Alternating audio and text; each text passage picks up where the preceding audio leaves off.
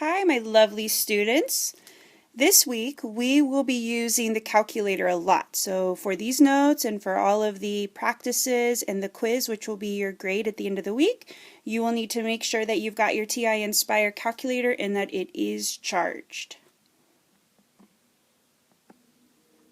Okay, so what's going to happen, what we're going to be doing, we are going to be looking at tables of points.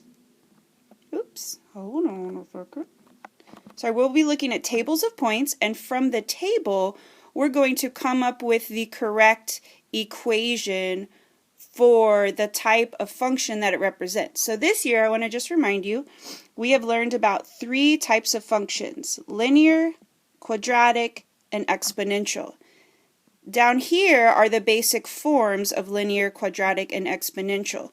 So the calculator is going to help us to find the letters that we need to, or the value of the letters that we need in order to create these equations. For example, for linear, the calculator is going to tell us the M and the B, and we'll plug it in, boom, we'll have our equation. For quadratic, the calculator will tell us A, B, and C. We'll plug it in, boom, we'll have our equation of the quadratic function. And then, of course, for exponential, the calculator will tell us the A and the B. We'll plug it in, boom, we'll have our equation for exponential function. So what we have to do before we can use our calculator is we have to determine the type of function that we have. So I'm going to show you, and in a second I'll show you some tables, and we're going to evaluate the y values of the tables. Okay, we're going to look for 3 different things. We're going to look for a first common difference, a second common difference, or a common ratio or factor in those y values, and I'll show you how to do that. We also need to make sure that our x values have a common difference first, and I'll show you what that means as well. So here are the 3 tables that we will look at for these notes. We'll start with number 1. Before we can use our calculator, we need to determine if it's linear, quadratic, or exponential. So this is where we'll look at common factor, difference, or second common difference. So I'll talk to you about that. Let's start with number 1. First, we want to take a look at our x values, and we need to make sure that there is some kind of a common pattern there. I can see that my x values are counting by 1s, so that is good. That is good. Now we're going to take a look at the y values. The first way that I would look at my y values is see if there is a common ratio or factor. What that means is if I go from one y value to the next, I'm either going to be multiplying it or dividing it by the same number all the way down. So I really want to look and see how these y values change. Can I multiply or divide 12 by something to get 6? Can I multiply or divide 6 by something to get 3? Can I multiply or divide 3 by something to get 1.5, and so on? If I look at those numbers, I do see that they are halving each time. So what that means is I can divide 12 by 2. Oops. I can divide by 2 to get 6.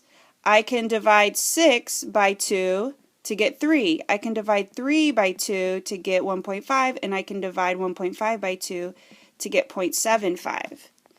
If I want to look at it like I'm multiplying to have the same effect, I would be multiplying by 0.5 to get the next number.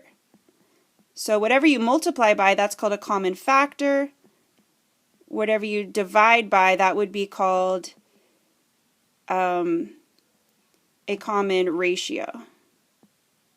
Okay, so I can see this is called a common factor. I'm multiplying the previous y value by the same number to get the next y value all the way down. So this is called a common factor.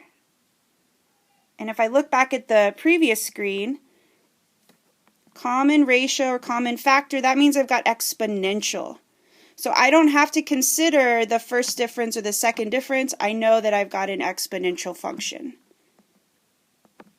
Okay, so back to our table, because we have a common ratio or a common factor. Common factor. that means we have an exponential function. So for the type, I will just call this exponential. Okay, we're going to go through each table, figure out what type of function each is, and then we'll pull out the calculator to get the actual equation. Okay, so let's go ahead and look at the second table. Again, I'm going to look at the y values, but first I want to look at those x values to make sure that there is a common difference and that it is going by a pattern. I can see -4, -3, -2, -1, 0. That's going by 1. So that is good. Check. Now I can go ahead and look at the y values. Okay, in the y values, like I said, always see first if you can multiply or divide by a number. If that doesn't work, then we'll look at adding and subtracting, which will be our differences, not our factor or ratio. So if I look at the first one, 19, what could I multiply or divide 19 by to get 5? Well, can't think of anything off the top of my head.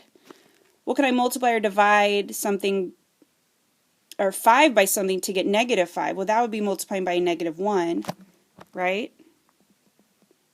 But that's not the same as it would be up here. This would be multiplying by something different. So that's not common. Common means it has to be the same all the way down. So I want to look for something different. Now let's look at adding and subtracting. So for this one, what would I add or subtract to 19 to get 5? Well, I'm going to subtract 14. Okay, so what we're looking at now is the common difference, the first common difference. What would I add or subtract to 5 to get -5? Well, I'm going to subtract 10 to go into the negative direction. What can I add or subtract to -5 to get -11? Well, I'm going to subtract 6. And then what can I add or subtract to -11 to get -13? I'm going to subtract 2. So this is called the first difference. But if you look at it, it's not common, meaning it's not the same all the way down. So we're going to scratch first difference. So first difference is out. We don't have a common ratio or factor. We may have a common second difference, but we're going to have to look at that. So the second difference means I'm going to do it again, and this is totally new for y'all, and it's actually pretty cool. So now I'm going to look at the first difference and see if there is a common difference with those. So let's do it again. So to go from -14 to -10, I would actually add 4 because I would be going in the positive direction. To go from -10 to -6, I would also add 4. To go from -6 to -2, I would also add 4. So this right here, this is called a common second difference. This first one, that would be the first difference. The second one is a second difference. And since it's +4 all the way down, we say it's common. Because we have a common second difference, that means we have a quadratic equation. So we're going to go ahead and write down that this one is going to be quadratic. And then that'll help us when we get to the calculator part. Very cool. So the last thing, so that was quadratic, right? So we've got that one. You probably are going to guess that the last one's going to be linear, but we're going to go ahead and take a look at it anyways. So remember, so let's look at our last table. Let's look at our x values, make sure that they are increasing by a pattern. Yes, they're increasing by 1. Fantastic. Now let's go ahead and look at the y values. Again, anytime you do this, you always want to start with the common factor or ratio. See if you can multiply or divide, and then go ahead and try the subtraction and addition. So what would I multiply 10 by to get 7? Nothing's coming to mind off the top of my head. 7 to 4, 4 to 1.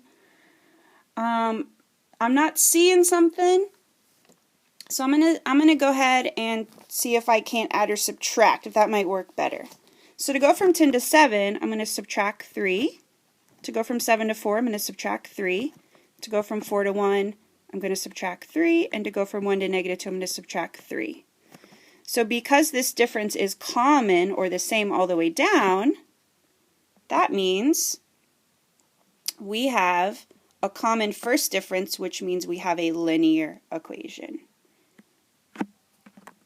So we know that this one is linear. So now we have an example of the three types of functions and how they look for in a table. So just to kind of remind you what we did,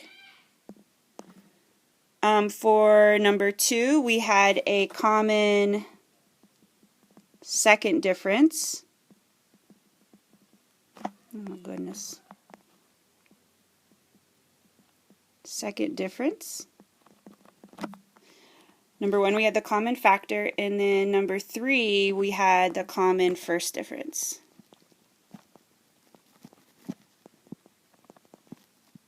So this is how you're going to get started. Once you've figured out the type of function you have, the calculator is very easy. So what we're going to do now is we're going to go back to our first table, and we're going to look at it on the calculator. So here's what you're going to do in your calculator. You will go to a new document on your home page, on your home screen. And we've done this a million times. Don't save. We're going to add lists and spreadsheets. This is what we did at the very beginning of the year. You're going to list all of your x values from the table in the first column, all of your y values of the table in the second column, and very important, make sure that you label the columns x and y. Once you are in a blank blue cell, you're going to type in menu 41. Now normally you would type menu 413, but we're going to do something a little bit different because in this first table we have an exponential function, not a linear function. When you type menu 41, this is going to come up. Now normally when we would press 3, that would be for our linear function. In our first table, though, we found out that we want exponential. That's down here at the bottom. Okay, so we're actually going to click A. So menu 41A is what we're going to do for exponential. Now when we get to quadratic, we'll press 6 for quadratic. But right now the first example is exponential. So menu 41A, and what's going to come up is this screen, which you've also seen before. All you have to do is type in x here, y here, enter, enter, and then boom, these numbers are going to pop up.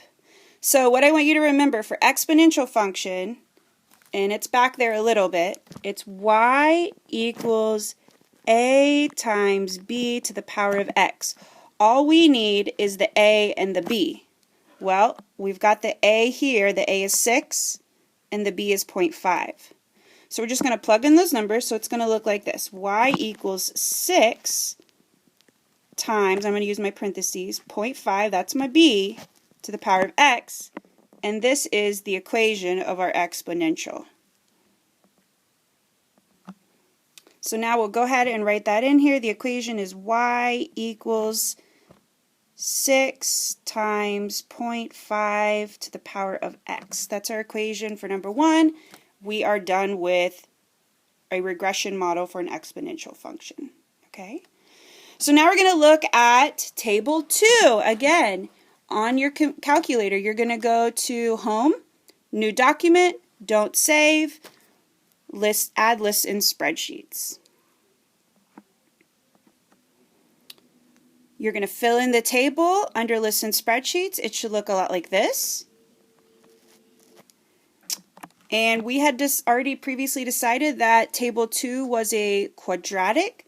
So now we're going to type in menu, oh my gosh, let me try that again. Menu 41, and then the one for quadratic is 6. Menu 416. Don't forget to put your x and y when this screen pops up, and of course it won't say exponential, it'll say quadratic right there. And then these numbers will pop up. The numbers that you have, or for the quadratic equation, remember the form looks like this. Y equals ax squared plus bx plus c. From our regression model on our calculator, we are going to be given the a, the b, and the c, which I can see right here. A is 2, B is 0, and C is negative 13. So we're going to plug those in. It's going to look like this. Y equals, for A is 2x squared, plus, for B is 0x, plus C is negative 13. I can put plus negative 13 or just minus 13 is a little bit easier. So that would be the quadratic equation of that second table. Now, if you want, this is fine, but the middle term, because there's a 0 in front of the x, that's going to multiply to make 0. You could simplify this even more to y equals 2x squared minus 13, and this quadratic just won't have the middle term. Either one is absolutely fine. If you want to keep the first version just because it's more comfortable for you, that's fine. So let's go ahead and add our equation. Y equals 2x squared plus 0x minus 13. Okay, our very last table, number 3, is a linear. This is menu 413, which you are used to, but let's just do it again just for practice. So go to your home screen, go to New Document, Don't Save, Add Listen Spreadsheet. So this is what it should look like when you enter all of your columns. Make sure, I didn't mention this previously, but you might remember from class, make sure that you're always in a blank blue cell before you press the menu 41 whatever. Okay. So you'll type in menu 41 and then 3 is linear. Make sure you don't do 4. 4 is also linear, but it gives you some different variables, so don't worry about that. We want the mx plus b. So menu 413. Again, this will come up, put your x, put your y. This will say linear right there. And then, of course, this is what it's going to say. So for linear, the third table, a linear equation is what y'all are most comfortable with. That's y equals mx plus b. All we need is the m and the b, and we can get that right off our calculator. The m in this case is negative 3. The b is 25. So we're just going to plug those in. Y equals 3x plus 25. And here is the equation of our linear model. So we'll go ahead and write this in. Our last table has the function y equals negative, sorry, it wasn't negative 3, was it? It was 3x plus 25. Oh, sorry guys, it is negative 3. My bad, negative 3. Let's go back and fix that. Alright, negative 3. I'm going to put that negative in there. Can y'all see that's a negative 3 right there? Okay. Alright, so that's basically what you do. So just to kind of recap, when you get your table, you're going to first see if there is a common factor. Can I multiply or divide one y value by a number to get the next y value? If you can't, now we're going to look at common first differences. It'll either look something like that or like that. If it's common, then it's linear. Okay? If it's not, take the second difference of those numbers, and if that's common, then you've got a quadratic. So